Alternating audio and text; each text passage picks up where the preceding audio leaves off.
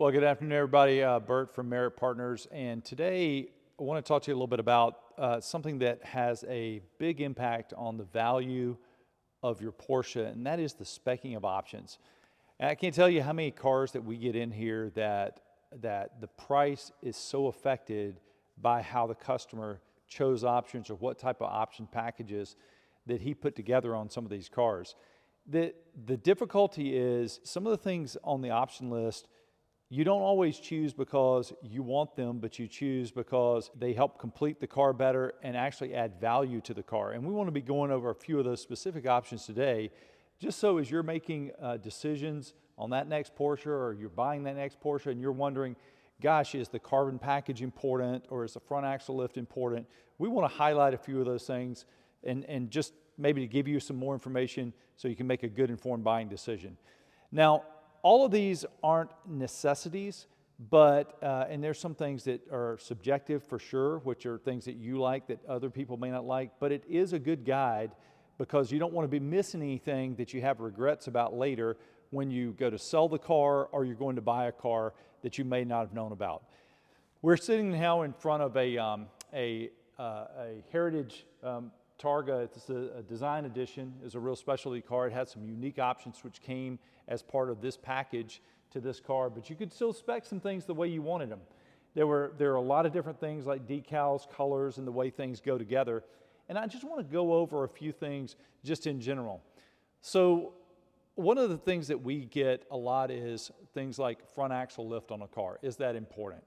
I would tell you in 99% of the cases, that is one of the most important options you can spec on a car. Again, this may be a subjective thing where you say, I don't really need that. I don't have any issues getting in and out of driveways. But that next person that picks up that car may, and of all the potential damage that could be done to the car, front axle lift is actually very inexpensive to do as an overall part of the package. But down the road, if you want to add it later, you really can't. So a wonderful option to spec, and one that we see is one of the biggest contributors to negative value on the car is not having that front axle lift. Another thing when you're looking at Porsches and you're looking at the outside of the car, something to pay attention to is you always want to do things in twos. So if you get something like a carbon fiber mirror cap on the outside of the car, but there are no other carbon fiber parts on the car, it stands out in a negative way. So make sure that whether you do something like high gloss finish, or you do a carbon fiber item, or you do some kind of exterior paint detail, that you have something else on the car that it ties to. So ideally, if these little caps right here on the wheel hubs, if they're yellow, you would want something else yellow on the exterior of the car so it doesn't stand out in isolation. That's a big deal that helps complete the car and make it look good. You also wouldn't want to have yellow here and then red somewhere else, because if those are the two colors that you have there and they're contrasting, they can really take away from the cohesiveness and seamlessness of the car. Same thing on the exterior.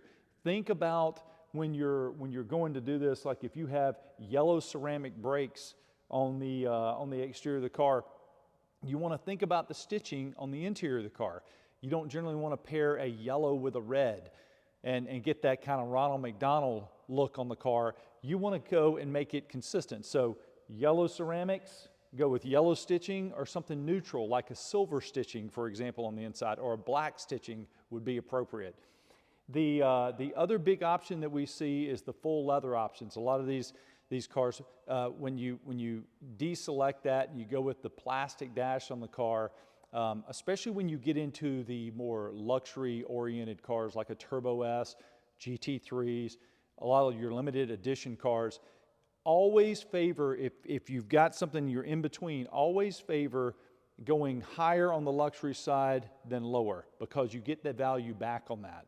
Certainly there's a point where diminishing returns occur, where you have so many options on a car that it doesn't really matter and you don't get the value back. But things like a full leather interior are really important, especially for the higher end, low production, numbered, or specialty edition cars. Things to think about, especially as like a GT series car, manual transmission. Very, very important when you think about long-term collectability of these, because as you're pairing with a normally aspirated engine, You typically aren't going to see that down the road. And so that stands out as something that is highly collectible and actually adds to the value of that particular car. Think about things like seats, stereo systems. On a higher end car like a Turbo S or any kind of specialty car, always go with the highest option stereo that's offered. So if it was a Burmester system, go with the Burmester system. If it was a Bose, go with the Bose. But don't not take that into account when you're building out those high-end specialty cars. When you're talking about like a base Carrera or Carrera S, not as important, but on the specialty cars, the higher-end cars, it certainly is. The other thing that we get a lot is how do I select paint? Is paint to sample important? Is it not important? It is to a certain degree. It's fairly common now, not as much in years past, but it's fairly common now. But when you're looking at paint to sample, if you get something that's numbered, generally it's going to add value to the car. Just make sure when you're thinking about paint to sample colors that paint to sample color kind of matches the overall character of the car. And what I mean by that is, let's say you have a car with a big wing on the back and you're thinking about a bright color like a birch green or Riviera blue. That is very appropriate for a car like that because that's more of a flashier car. It sets up well for that color. But if you want to take like a birch green or a neon green or Riviera blue and you want to put it on a car without a wing, like a touring edition, typically it doesn't do as well on a car like that because that car is a more conservative car, and so it favors a more conservative color. So think about flashier colors typically go better with the wing cars, while conservative colors go better with the wingless cars.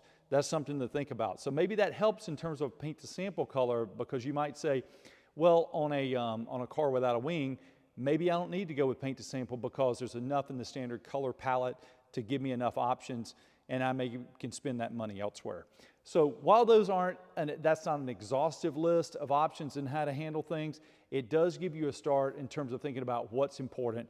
We obviously can guide you through the process. So if you're thinking about some of these things and these are important to you, give us a call. We'll help you with your bill, tell you what's important, what's not important, and as it relates to that particular car. Hope this has been informative. Hope it's been helpful. And thank you so much for watching our channel. Have a good day.